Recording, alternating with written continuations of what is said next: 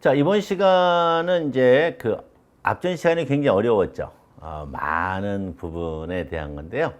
그 부분은 여러분들이 조금 신경을 써서 공부를 하시면 좋겠다.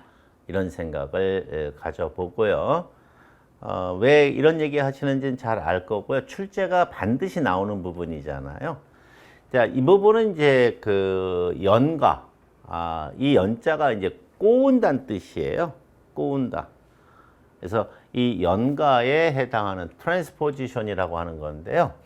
요거의 의미는 이런 거예요. 이제 첫 번째 이제 그 설명을 드리면 우리가 이제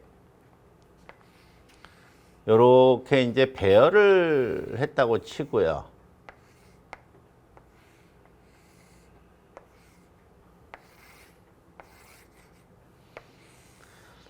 여기서 이제 선 하나를 갖다가 생각을 한번 해보자 말이에요. 선 하나를.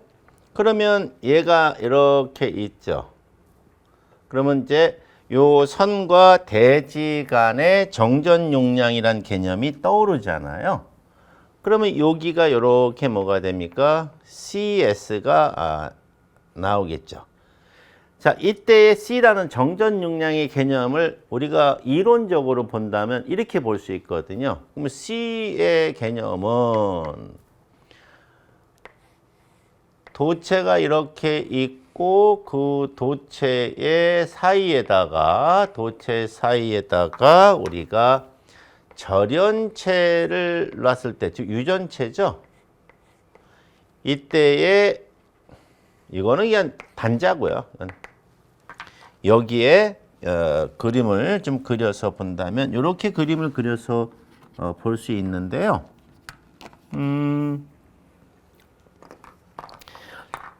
여기에는 전기를 저장할 수 있는 이러한 공간이 형성이 된다. 그래가지고 요 공간 형성의 크기를 여기다 집어넣었을 때 요 면적이 얼마가 되느냐, 요 유전체의 유전 능력이 얼마나 되느냐, 도체 간의 간격이 얼마가 되느냐라고 해서 D분의 입실론 A 이렇게 우리가 크기를 결정할 수가 있죠.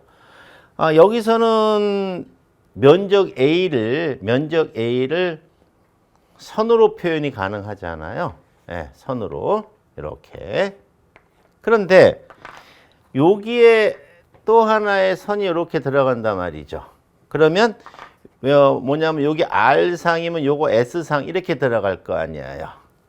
그러면 지금 여기랑 땅하고 사이에 높낮이가 달라지니까 D가 달라지게 되겠죠. 그러므로 요렇게 옆으로 뺄게요. 요렇게 갔을 때에 표현은 이렇게 쓰지만 얘하고 얘는 크기가 다르죠. 네, 크기가 달라요.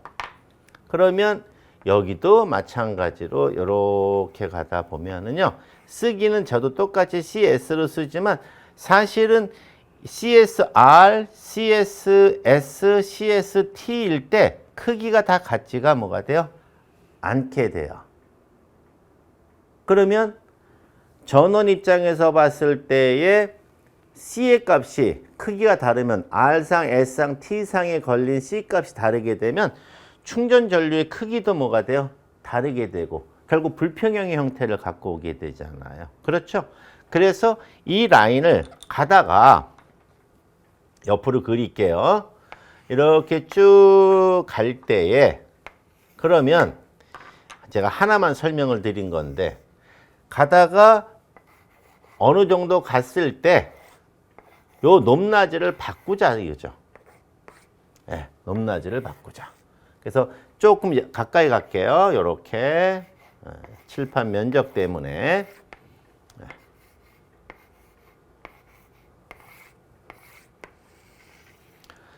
가서 여기서 애자 걸어 가지고 요거로 내려보내는 거예요. 이렇게요. 네, 내려서 쭉 가죠. 그 다음에 여기서 밑으로 바꾸는 거예요. 이렇게 가게 되죠. 똑같은 방식이에요. 얘도 여기서 잡아주고 요 라인에서 요렇게 내려가지고 요렇게 가가지고 얘는 위로 올라가 버리죠. 이렇게 갈 거예요. 그 다음에 얘는 여기서 잡아서 여기로 점핑해서 이렇게 간 다음에 요 밑으로 내려와 가지고 여기서 쭉 가죠. 자, 그러면 위에 한 번, 중간 한 번, 밑에 한 번, 중간 한 번, 밑에 한 번, 위에 한 번, 밑에, 위에, 중간. 결국 요 구간에서는, 요 소구간 내에서는 얘네들이 제가 CRST라고 할게요. 요 CR, CS, CT라고 할게요. 그래서 CR과 CS, CT가 요 소구간 내에서는 다르지만 전체 구간에서는 뭐가 됩니까? 같아지는. 그래서 CR과 CS, CT가 같아지게끔 하는 이것을 연가라고 이야기를 하고요. 요때 사용하는 요 철탑을 우리가 연가용 철탑이다라고 이야기를 하는 거예요. 그래서 3등분을 하는 게 아니고 3의 배수 등분을 하는 겁니다. 그래서 짧은 때는 뭐 3등분 해도 되고요. 길면은 3의 배수 6등분, 9등분 이렇게 들어가는 거고요. 특히나 여러분들이 나중에 이제 자격증 취득을 해서 우리가 이제 플랜트 공장, 즉 가다 보면은 이게 막 이렇게 막 굴뚝 막 나오고 막 이런 데 있잖아요. 그런 플랜트 공장에 가게 되면 거의 전선을 쓰지 않아요. 전선을 쓰지 않고 거의 다 케이블을 쓰거든요. 케이블은 C 값이 매우 큰 거잖아요. 그러다 보니까 그 케이블을 라인을 뽑을 때에도 중간중간에 반드시 이게 꺾어줘야 돼요. 설계 도면에 보면 전체 길이에 이 연가를 해서 이게 꼬아주는 그런 부분을 다 표시를 해 놓거든요. 그러니까 그 나중에 현장에 가셨을 때 이거 가다가 왜 비틀렸지? 그러지 마시고 연가 시켰구나 이렇게 생각을 하시면 되겠습니다. 자, 그래서 요거 이제 지워도 되겠죠. 우리가 삼상 3선식 가공선로는 각 선간거리 및 지표상 높이가 다르기 때문에 선로 정수, 즉 C 값이라든가 D 값이 달라지게 된다 하는 거죠. 왜 그러냐면 C 값의 공식에서 L도 0.05, 0.4605 로그 R분의 T 제로 요거. 네. 또 C에서도 뭐가 마찬가지죠. 0.02413의 로그 R분의 D 제로. 요게 다 요걸 평형시키는 거예요. 요거를 갖게끔 하기 위한 것이다 하는 거죠. 그래서 우리가 연가의 개념이 나온 것이고요.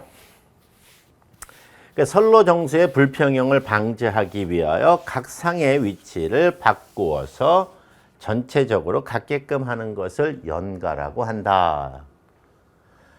자, 그래서 보통 일반적으로 30에서 50km마다 이를 적용한다라고 되어 있는데 이거는 이제 가공선로인 경우, 가공 송전선로인 경우거든요. 우리나라의 송전선로가 꽤 긴 것들이 많아요. 부산에서 올라오는 고리나 월성에서 올라오는 것들은 한 몇백 킬로씩 되잖아요. 그러니까 중간중간에 있는데 혹시 만약에 궁금하시다고 하면 요 경기도 요 이천이 아니고 그 소머리국밥으로 유명한 데가 있어요. 예, 거기 그 라인에 제가 본 것이 바로 이 연가용 철탑을 봤어요. 그래서 가서 보면 저게 연가구나라고 한번 보실 수 있으니까 한번 제가 지명이 기억이 안 나요. 소머리국밥 유명한 데 있잖아요. 경기도 어디라고 그러더라? 있다고 쳐요. 예. 그래서 연가 여기서 이거는 이제 중요한 건 아니고요. 그 연가의 목적, 가장 큰 목적이 선로 정수의 평형이 되겠고, 그 평형이 되고 근접 통신선에 대한 유도 장애의 감소다 하는 얘기가 나오는데요.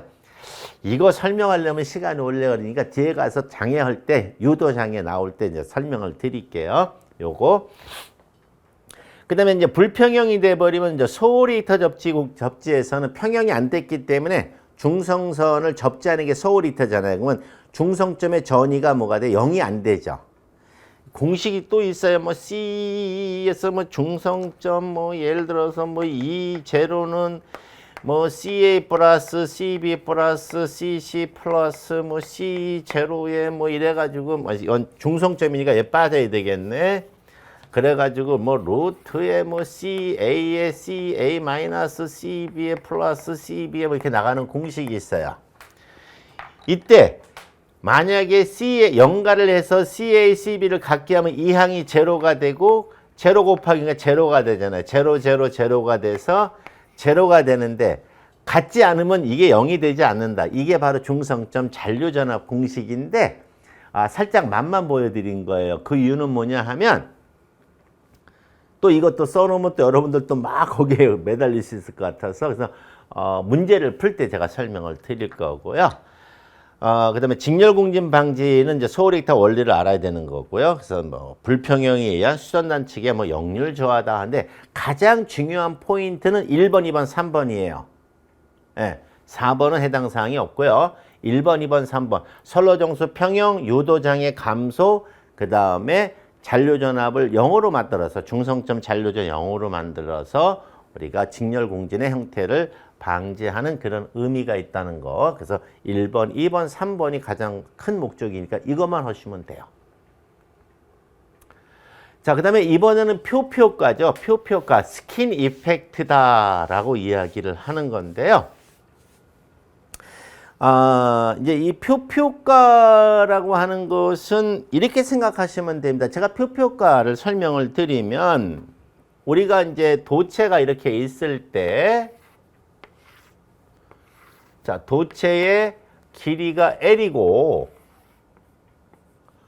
그 다음에 도체의 재질이 로우다. 뭐 로우라고 하는 얘기는 뭐 로우를 어떤 숫자를 쓰냐에 따라서 재질이 달라지잖아요. 만약에 제가 로우를 갖다가 뭐 58분의 1로 잡으면 이건 연동선이란 뜻이 되는 거고요. 55분의 1로 잡으면은 경동선, 뭐 35분, 36분의 1로 잡으면 알루미늄선을 의미하는 거란 뜻이에요. 이때에 이 단면적을 갖다가 우리가 A라고 할 때에 얘가 가지고 있는 레지스턴스 값은 얼마가 되느냐라고 할 때 레지스턴스 값은 이 재질에 따라서 다른가 재질을 놓고 물론 이제 면적의 영향을 받겠죠. 그래서 여기에 면적과 길이가 이렇게 들어가게 되는 것이 일반적인 계산법이에요. 이게요. 그런데 사실은 이 계산법은 표피효과가 안 일어났을 때 얘기예요. 즉 결과적으로 여기에 전자들의 분포가 이렇게 뭐가 됩니까? 고르게 이렇게 분포가 일어났다라고 가정을 했을 때에 이것이 이 공식에 A가 들어가는 거예요. 그런데 이거는 직류에서나 가능해요. 예, 직류에서만 가능하다. 사실 교류를 쓰게 되면은요, 어떻게 되느냐 하면 전자들이 이동하는 그 형태를 볼 것 같으면은요, 요렇게 돼가지고 똑같은 조건을 이라고 가정할 때에 로우 A 이렇게 이제 놓고 할게요. 이때에 R 계산할 때 로우는 변하지 않죠. L도 변하지 않아요. 그런데 교류를 사용하잖아요.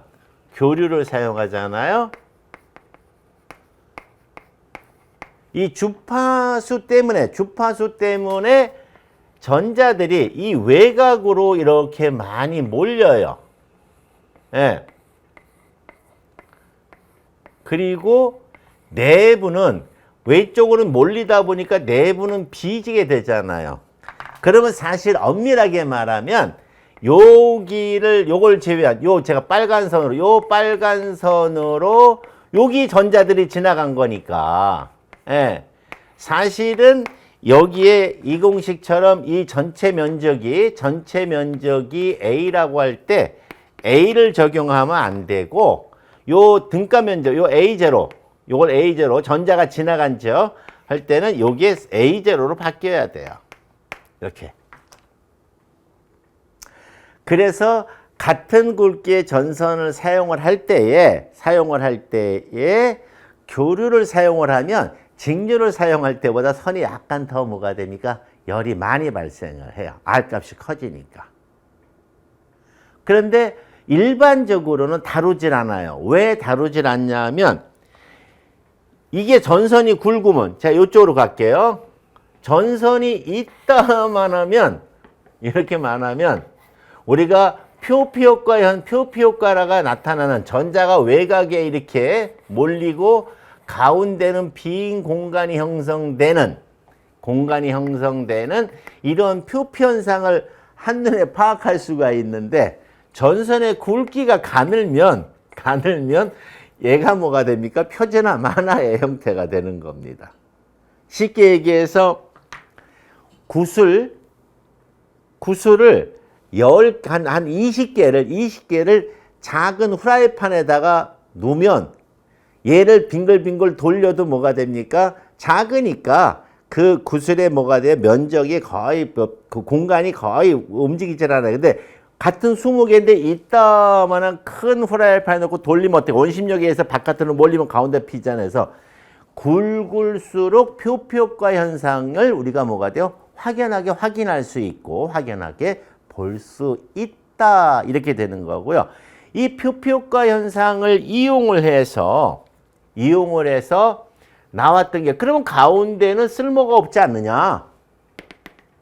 그러면 전선을 굵게 해서 코로나를 방지를 할 때에 그럼 가운데가 비면 되니까 그러면 가운데를 빼자. 그럼 무게가 더 가벼워질 거 아니냐? 예, 아까 제가 복도체 설명할 때 얘기했었죠. 그래서 가운데를 비워버리는 전선. 예, 이게 바로 중공연선이죠. 그래서 중공연선이 I 타입이 있고 H 타입이 있는데 이제 그런 건데 지금은 복도체가 나왔으니까 이거 쓸 필요가 없어요. 예, 그래서 이제 이런 게 있다라고 하는 거고요. 그 다음에 이제 표피효과는 주파수가 높으면 높을수록 뭐가 됩니까? 이 표피효과가 굉장히 심해요. 예, 그래서 우리가 이거를 되레 이용하는 경우도 있죠. 어떤 경우냐? 유도가열을 할 때요. 유도가열을 할 때 주파수를 조정을 해서 그 금속의 담금질의 두께를 조절을 하죠. 그러니까 주파수를 낮춰주면 그 전체가 다 뜨거운 상태가 되겠지만 주파수를 높이면 표면만 뭐가 됩니까? 매우 뜨거운. 그래서 이러한 그 유도가열에서 저주파냐, 중간주파냐, 아니면 고주파냐에서 그 가열하는 방식, 이것이 표피효과의 형태다, 그런 이야기입니다. 요거는 그냥 이런 게 있다라고만 아시면 될 정도가 됩니다. 그래서 전선의 교류 전류가 흐를 때 주파수 중요하죠. 도체 표면에 전류가 집중하는 현상으로 도체 중심에는 전류가 뭐가 됩니까? 잘 흐르지 않는다. 즉 공간이 빈다. 이렇게만 생각하시고 뭐 쇄교, 자석수 이런 거 안 하셔도 됩니다. 자, 그래서 이제 표피효과라는 게 이런 것이다라는 거고요. 중요한 거는 요 부분이 되겠죠.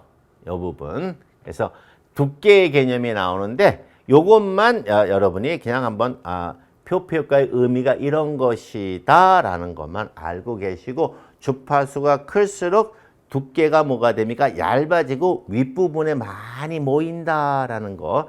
그래서 밀도가 조밀조밀하다는 얘기가 나오는 거죠. 그래서 그런 부분들의 이야기니까 요 정도 선이면 얘기가 되지 않겠나 하는 것입니다.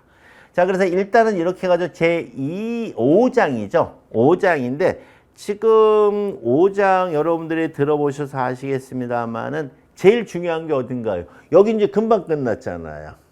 그만큼 그냥 여기는 상식적인 선이다라는 거고요. 실제는 선로정수의 개념, 왜 그걸 배워야 되고 그걸 왜 이해해야 되느냐, 그 다음에 인덕턴스의 기본적인 그 공식이 어떤 상황이고, 아 이거는 자기가 아니라 자기 플러스 상호다. C의 개념도 선관 플러스 대지다. 이걸 그래서 공식들이 이렇게 되는 거구나 하는 거. 그 다음에 복도체의 등가 반경, 복도체의 원리, 이런 것들을 아주 여러분들이 많은 시간을 투자해서 그걸 이해를 하시게 되면 반드시 나오는 제5장의 선로정수 문제는 웃으면서 계산해 낼 수가 있고 특징의 답을 맞출 수가 있습니다. 그것이 곧 합격의 또 하나의 뭐가 됩니까? 지름길이 될 수 있다 하는 것이죠. 그래서 중요한 부분과 약간 덜 중요한 부분 골라가지고 뭐 이것도 자세하게 설명할 수 있는 거지만 굳이 그렇게 시험에 안 나오는, 왜 우리는 지금 이 영상이 뭐에 대한 대비인가요? 시험에 대한 대비지 않습니까? 그렇게 해주시면 좋은 결과 갖고 올 수 있을 것이라 확신을 하고 제5장 강의는 여기서 마치도록 하겠습니다. 자, 수고들 했습니다.